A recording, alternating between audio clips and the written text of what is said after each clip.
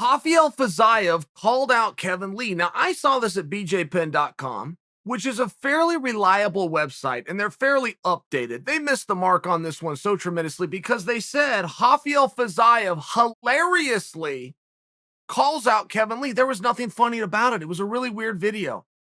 Fiziev is in the woods. The establishing shot is nothing but snow and some trees, and eventually Fiziev shows himself at a distance, so we're trusting that it's him. I mean, it wasn't even very well shot. And he's yelling for Kevin Lee as though Kevin Lee is lost or in the woods or would be playing in snow in the first place. I know Kevin Lee personally, and I can tell you he doesn't go camping. So the whole thing was very weird.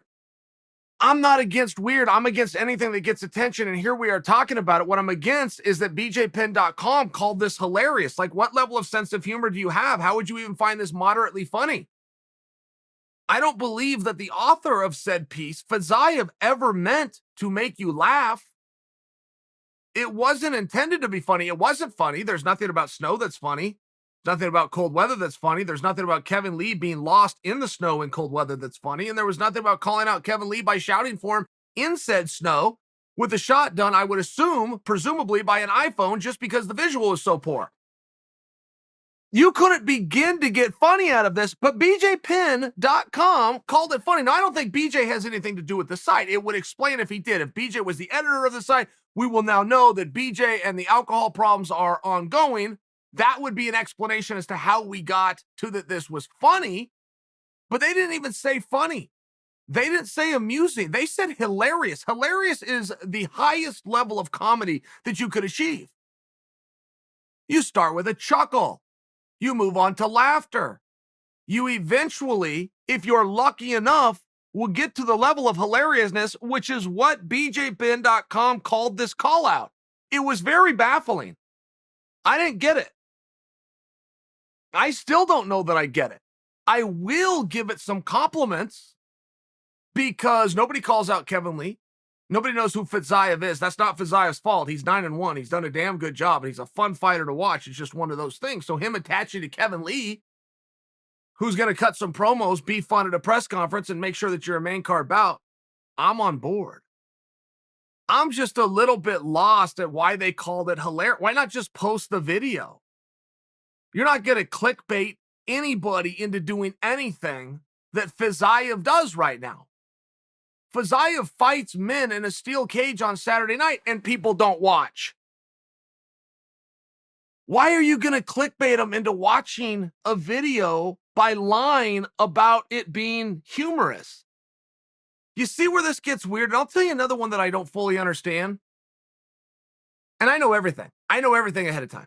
I need to hear 2 or 3 sentences of your idea. I'll be able to tell you if it's a good idea. Well, here's one that I don't know, but I am reserving judgment because it's Logan Paul. Now, you guys are aware that there's 2 Paul brothers, right? One of them just showed us that he needs to be taken a little bit serious.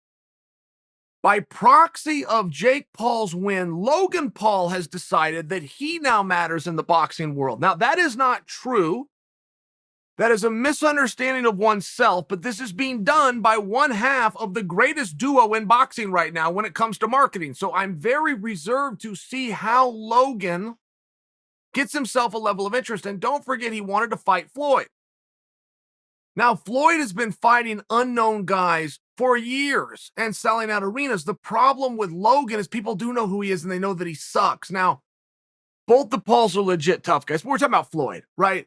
We are talking about an argument of the greatest of all time against a guy that's a lot better than you would think for a guy off the street whose hair looks like he has a toupee. In all fairness. And yes, that's a line that I stole from Cody Garbrandt. So props to Cody if you heard the toupee line, but I want to bring to you this.